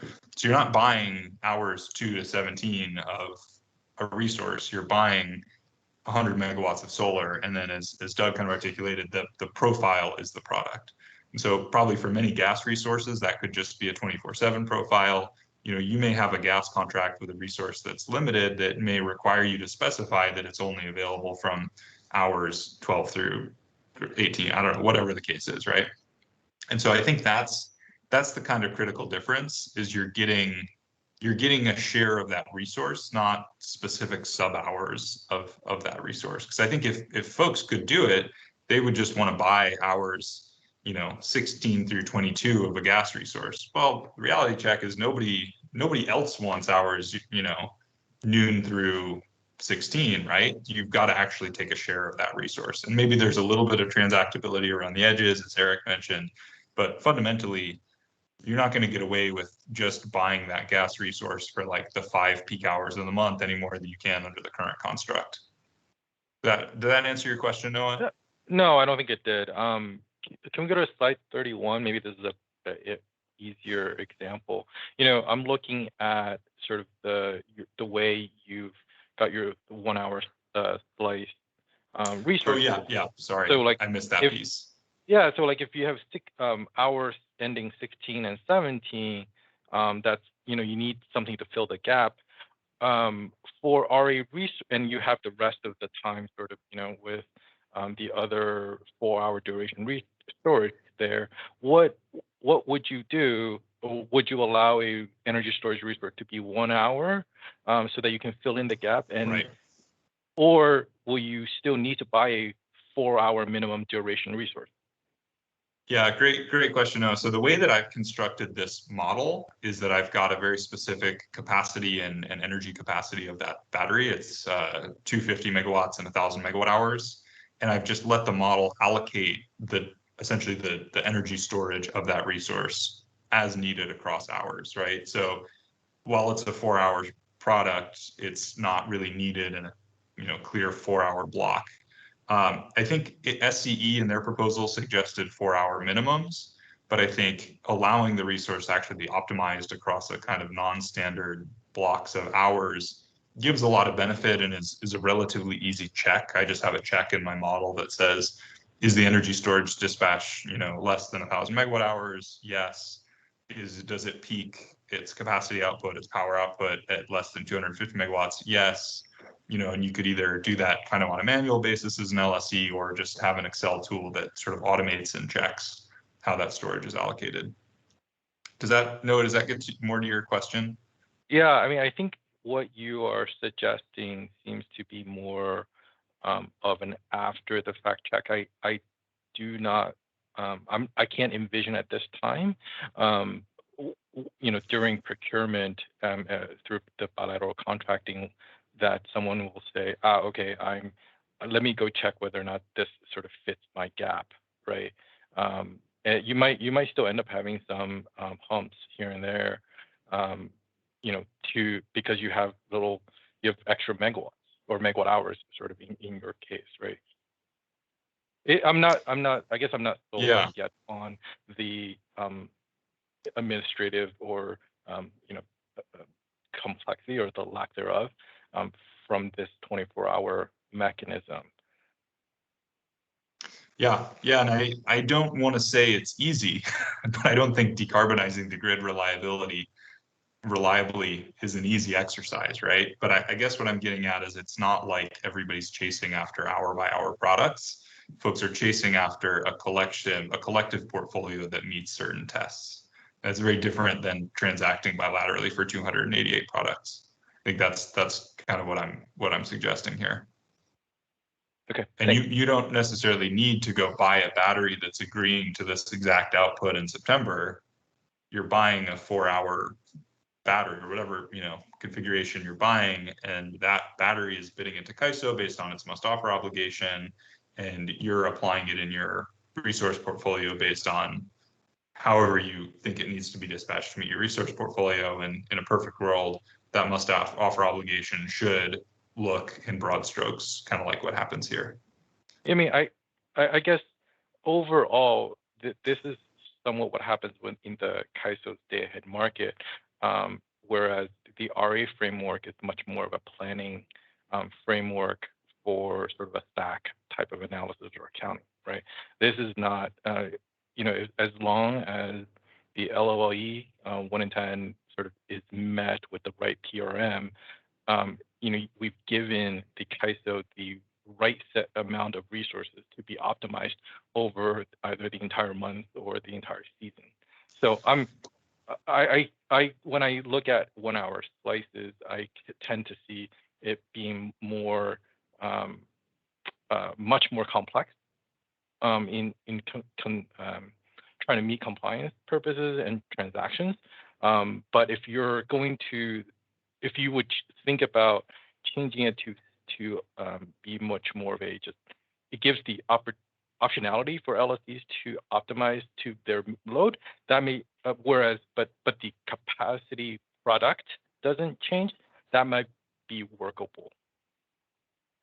Got it. Yeah, thanks. No, I think that's what, again, I don't want to put words in the Edison folks' mouths, and I welcome them to speak up, but I think that's what's being proposed this is not a binding dispatch profile by any means. This is kind of delinked from the existing must offer. So, and that's how I'm seeing it as well. So not forcing the actual dispatch. It's really just a kind of planning test here. So let me move on to Paul from Klika. Thanks, Jeff. Jeff from Edison says that's correct. Thank you, Jeff. Yeah, this is Paul on behalf of Klika. Going back to the debate on exceedance versus ELCC, I think this goes back to the comments I made this morning is in the slice of day construct, what measure do you need in it? Is it a measurement of megawatts to serve, amount of the compliance obligation, or is it a measurement of reliability contribution that essentially what ELCC is doing? And if it's the latter, then it becomes much more complex because you have to start off, calculating a ELCC starts out with a loss of load probability or expectation distribution. And I believe Tom Beach mentioned you get, let's just say 100 hours in the year where you have loss of load expectation. So what do you do about the non-zero hours? And how this was done for wind and solar in these months that didn't have loss of load expectation is they actually removed resources. In a sense, they artificially created loss of expectation in certain months. Now, if you're going to do this on an hourly basis in a particular month, you'd have to remove in additional resources to say, how are we going to get a loss of load probability to appear at noon? So it brings a lot of complications, at least how I understand and have done ELCC modeling. So I guess it's not really a question to you, Nick. I think it's more to to PG and others of the leadership of this workshop process. I think there needs to be, a schedule to really narrow in and to define what are we trying to measure here. And if there is a debate between exceedance and ELCC, exactly how it does it. I mean, I certainly can see it much easier for exceedance. I'm really struggling on how to achieve the objective on an hourly granularity with ELCC. And so if that's going to be used, then they're going to have to explain exactly how it gets done so that people can understand the implications between the two. So. Yeah, thanks, Paul. I'll maybe just say I think I'm aligned with your comment that it's hard to see how ELCC would function in this granular approach. I think that was the correct me if I'm misunderstanding the characterization there, Paul, but I would agree with that. And I think what I would like to see, if folks do think an hourly or slice-based ELCC makes sense, kind of a framework to consider that, because I haven't seen kind of a cohesive framework where that would be viable. I would welcome that approach, but I haven't seen it personally.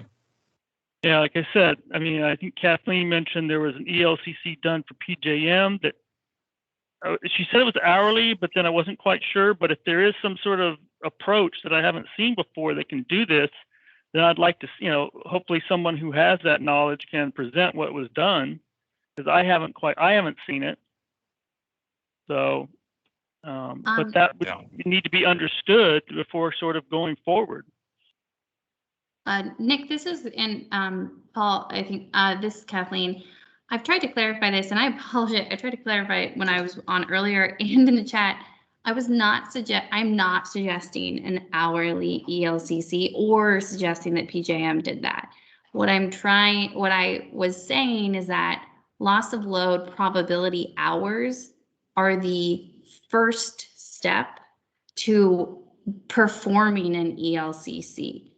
You could do different approaches. Like, so in the other area, you can set there are annual requirements in the East, so they determine an annual ELCC. If you had seasonal requirements, you could determine a seasonal ELCC, but the value would apply equally for a resource across all hours. And the reason that is generally done is because you don't know when the reliability events are going to actually occur, right? So the ELCC is determining those LOLP hours. So the hourly component is that you do know what hours are at risk, and then you're assessing what's the probability that resource type can carry load through that hour. And I apologize if what I was trying to emphasize is that this is not a assessment that ignores hours, because the reason I was emphasizing that is there are some approaches for, like, you could do an LOLE on a daily basis, but you can tune it to hourly. So all I'm trying to emphasize is that as long as we're using hours in our assessment based on our showing period, then the ELCC is reflective of the ability to carry during load during that period. Now, and I think I've been trying also, and I just want to reemphasize, and I'm happy to take the ask back, and we'll do some work on if we can bring forward some examples at the next workshop. On my thinking is that the capacity counting rules do not need to be hourly to perform the kind of assessment that I think, Nick, you're showing here. It's this, and to what Noah said, it's kind of an after the fact check. You can either tune the PRM based on different slices, the resource availability risks based on the different types that are within that portfolio you're showing. That is an uncertainty that could be used in a PRM, or you could do a simple check that when LSEs are showing resources under the certain slices, like for example, for the one from midnight till 2 a.m., it's not 100% or even like 10% solar resources being shown right after the fact to support that need. So I'm just trying to create a distinction of, and I hope that ELCC is a valid and robust measurement, looking at whether or not we have a resource sufficient system is an after the fact check that can be done on a more granular basis once you have that portfolio. Yeah, this is Paul. I agree. An ELCC, or really actually a loss to load expectation, modeling that's done in the IRP to make sure the entire portfolio meets our reliability criteria is something that is important and will still need to be done outside of this RA construct. And I believe that's done in the IRP. But one thing I kind of struggling with is you say that there's this, this single value that would apply across multiple hours. And it seems like to me the whole idea of the slice a day construct and what we're trying to move to here in the RA redesign is to recognize the growing portfolio does have a different capacity value across time and months. And we're trying to incorporate that into the resource adequacy showings. Just a quick follow-up. I would note that SCE's presentation, which I thought was a really good one, did use a single counting value, but the check is really a resource efficiency check to ensure that the LSEs can support their needs across all hours. And I think that it was a really rational way to think about it. I'll just encourage everyone to recall that. Thanks. Kelly, can you just say, when you say one counting value, what do you mean? I'm keeping it general for right now because I think to some extent we've gotten away from what's the right way to count a resource to what are we trying to achieve with these workshops. So I kind of am, if for the sake of it, it could be an ELCC value, it could be a UCAP, it could be, you could get to it with an exceedance, picking a target on exceedance. You could get to a single value using many different approaches. And kind of, I thought the scope of these workshops were what's the right counting value to ensure that we're accurately reflecting resources contribution to carry load through risk periods. But if a lot of the discussion is really more on resource efficiency evaluations post showings is what I'm taking away from your presentations and others' comments. And I'm seeing all of this as ex ante. But I just want to, I'm not following exactly. I'm seeing ex ante and then kind of 24 values for variable resources per month. But yeah, I know we're late in the day, so maybe Kathleen, we can follow up offline to see if we're on the same page. I think we're on the same page, and so I would like to talk offline if that's all right, because I think you can take a single value and take an availability probability in any hour and then create a profile. And if that's what for an after the fact showing, so if that's the crux, then yeah, I'm happy to talk about that. But I think you can start with a contractual arrangement that doesn't deviate drastically from our current paradigm. Yeah, that's where I'm starting from as well. This is, almost, it's just a replacement of MCC as a test of the portfolio that exists strictly within the commission's jurisdiction. I'm sure a few folks probably just vomited when I said this is the new MCC, but that's the reality that we're in, for better or worse. So let's go to Lynn, and I think that's going to close out the queue. Lynn, maybe you can give us some real talk about bottoms up, top down. Sort of, yes. Lynn Marshall, CEC. So regarding this question of over procurement, so the 1 hour slice proposal, it addresses within day load diversity, but not across the month. But the way to address that would be to adjust, have an hourly coincidence adjustment to each LSE's forecast, so that then the aggregate forecast will not exceed the system forecast.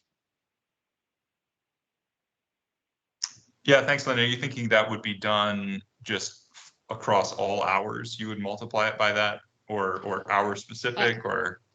Well, so what we do now is have an LSE specific coincidence adjustment for the peak. So I think we take the same approach, but would be for each hour, which is a lot, but we do it on historical load basis, so that's doable. And Lynn, do you think there's any viability of getting LSE specific load shapes in the next, what would that look like? Is that something that could happen eventually? Well, we get every LSE's hourly loads every year. It seemed to me this whole, whatever slice approach, it has seemed likely to me we may want to start with hourly forecasts. Maybe 87, 60, maybe it's just a peak day. But I think since most LSEs or scheduling coordinators should have a way to generate hourly forecasts. We certainly have their historic data.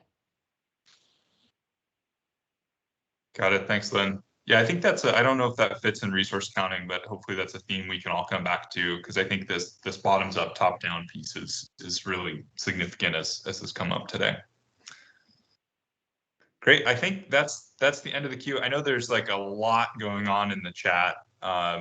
I don't think it's worth any of your time for you to watch me read through it. Can I just ask if anybody has anything they'd like to bring up from the chat who hasn't spoken or anything that's been missed, please kind of speak now or forever hold your peace. If not, Eric and Scott, I'm happy to pass it back to you. Okay, Nick, thank you very much. I appreciate it. We do have a bit of scheduled time left over, and I was wondering if there were any follow-up questions for any of the earlier presentations. I know that I had seen Dariush earlier in the queue for the PG&E presentation, but we went on from there. So if anybody has any questions on that earlier part, if you can raise your hand.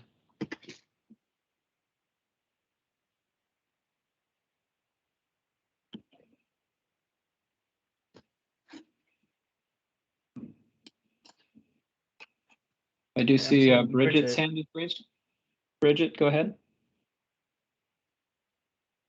Thanks. So a couple questions that the CAISO team has thought about that hasn't really been discussed today so far is, when we were looking at SE's proposal with sort of hourly time slices and just sort of this idea of a peak day load shape, one question we had was, how do we account for,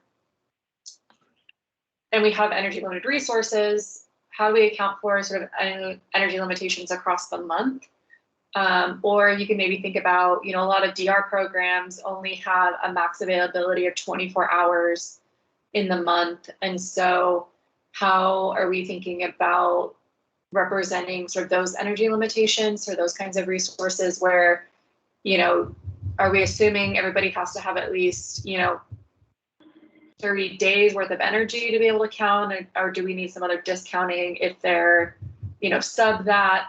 Another thing we kind of thought about was, is there any reliability risk in terms of if, an LLC were happening to fill up their portfolio with just DR resources?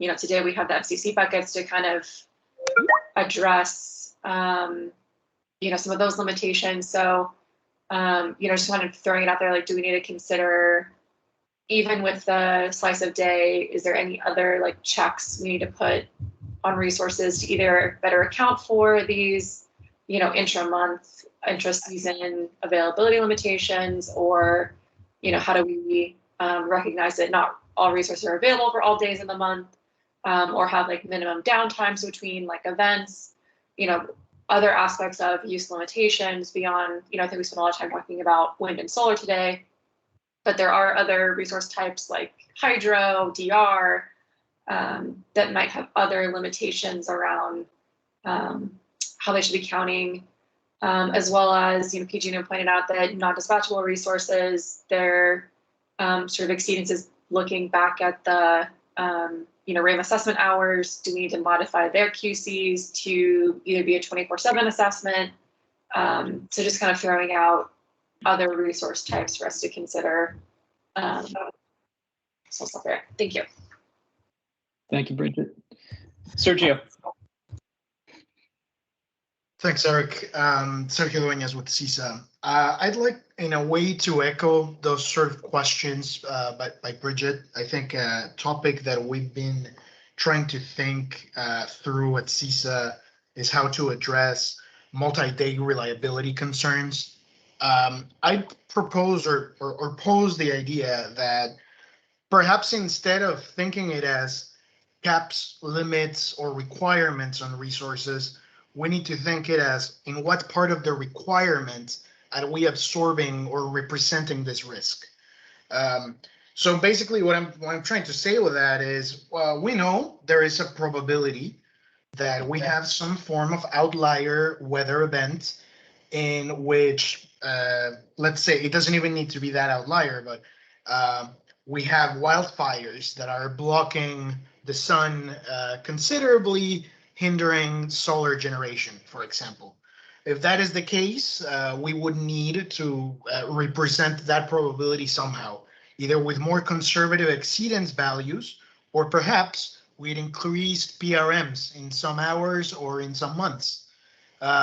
So I like to echo that line of thinking of Bridget, but also like sort of urge people here to think, well, really, we can view it from both sides, right? From limitations on supply, or you can only procure this amount of X resources, or more targeted capturing of risk. Thank you. Thank you, Sergio. Okay, I don't see any other questions in the queue, but I do have a couple real quick for PG&E from earlier in the morning that I had forgotten about. One, you talked about an NQC based on exceedance for even thermal resources. Can you talk a bit about the must-offer obligation? I'm assuming it would be similar to the way that the ISO has defined UCAP, i.e. it counts for this quantity, but your must-offer obligation is the associated amount of installed capacity that goes along with that exceedance value? Yeah, thanks, Eric. This is Luke. I think similar to the point that Peter made earlier, I think our thinking is that this is kind of an accounting exercise that we're going through, and so the must offer obligation would still kind of be separate from that and kind of subject to the CAISO rules, and so. So yeah, operationally, I think the way you characterized it, is, similar to UCAP,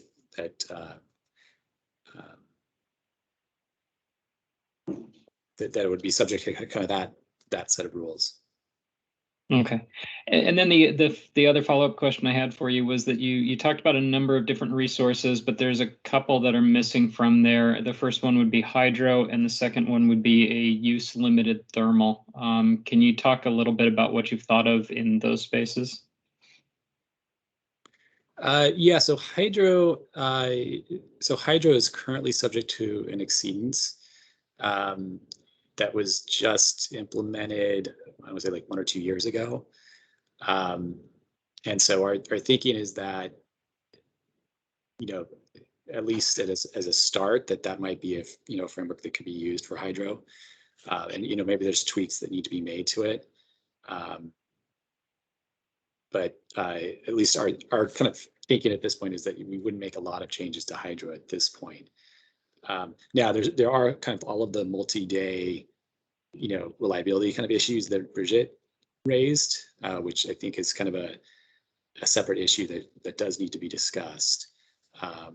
And you could argue like DR and hydro kind of fit into that kind of bucket of resources that might have to have some special considerations. But at least for starting, we weren't thinking that there would be a lot of changes to hydro. Okay. And then use limited thermal. So this would be like noise. So kind of noise use limitations associated with like emissions, noise, those sorts of things. Is that what you're? Right. Exactly. Yeah. So yeah, I mean, depending on what the final framework looks like, let's say you have, a resource that has a 9-hour run limit, right? And so, and if it ends up being an hourly framework, right, you could show it in 9 hours. If it ends up being, some slice framework that's larger than an hour, then you might end up losing an hour, 2, 3 of kind of claimable capacity. So in that example, a 9-hour, let's say it's a 4-hour framework, you could show it in 2 slices, but then you would kind of have an extra hour that you didn't show. Okay, so I guess just a couple of things on those 2 points. One, for the use limited types of resources, I still think we need a quantification of that. And it seems to me that the one who most likely has it is the ISO. It would really be good to get a quantification of how many megawatts of thermal resources are actually limited and what the type of limitation is, so that we can really understand how big of a problem this is. If it's less than 1% of the fleet, I don't want to sit here and spend a lot of time talking about it. But if on the other hand, it's 90% of the thermal fleet, then I think it deserves some consideration. On the hydro issue, just one thing for you to consider, the current counting methodology for that is still based upon a peak load need. And my recollection is that there's you've got an issue of how much energy is back behind the resource as well. So while it may be able to meet that for a limited number of hours, it can't meet it necessarily for every single hour. And so if we go to a more hourly or a slice of day type of a system, I think we need to rethink that mechanism. So just something to put in the hopper of things that needs to be done. Thanks, Nick. Or Luke, sorry. Yeah.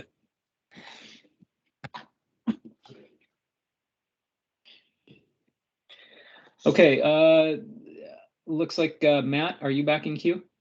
Yeah, I'm back. Can you hear me? Yeah, go ahead. Yeah, this is Matt Barmack from Calpine. I just wanted to respond to Sergio because he raised a really interesting and important point, related to multi-day events, and I think this overlaps a little bit with the discussion of use limited resources, but I'm not really sure how those kinds of reliability challenges get addressed in slice of day.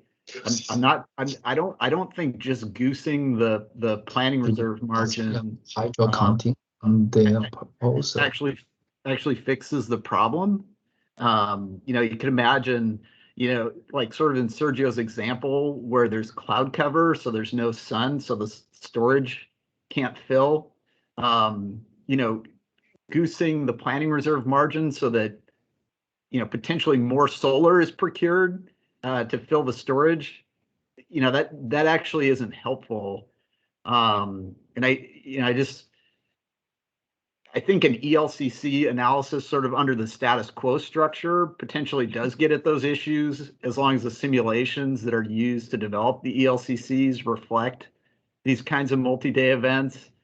I guess, under sort of the Edison approach, instead of looking at the worst day, could look at like the worst sequence of days or worst weeks, but it seems like that would make their approach a lot more complicated.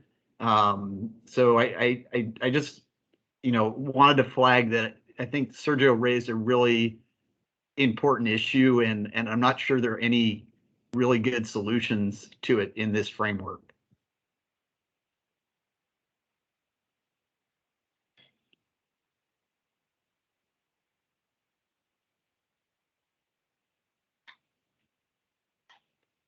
Okay, thank you, Matt.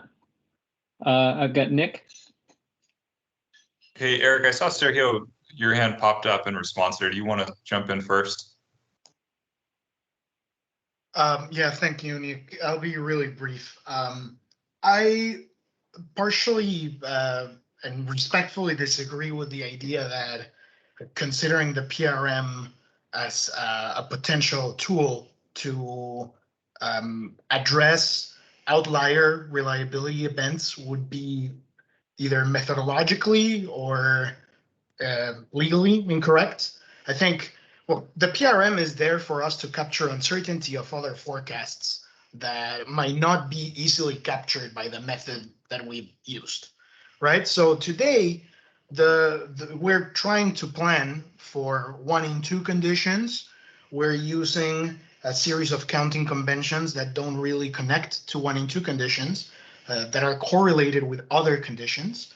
And we are trying to plan only for 1 hour of the day, or at least a grouping of hours that conclude in the peak hour.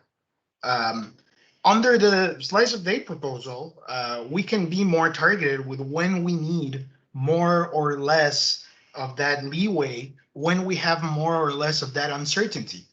I think the work that the CAISO, for example, has done in EDAM, everywhere in the initiatives at the ISO and at the Commission, we are seeing like, okay, we have more periods that are have reliability risks, but we also understand what's driving that reliability risk, and we can identify what are the periods that are most concerning, right?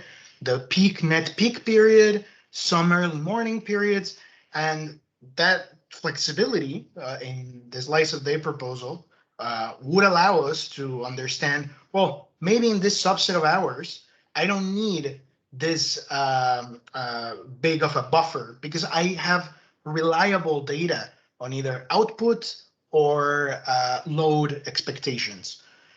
But in this other hours, that is not the case. And I think that is a very good, desirable characteristic of this approach that we could explore. I don't think it's prescriptive as to which resources would be selected in hours with higher need, because the lowest cost resources would be selected. So something just methodologically to explore, I think.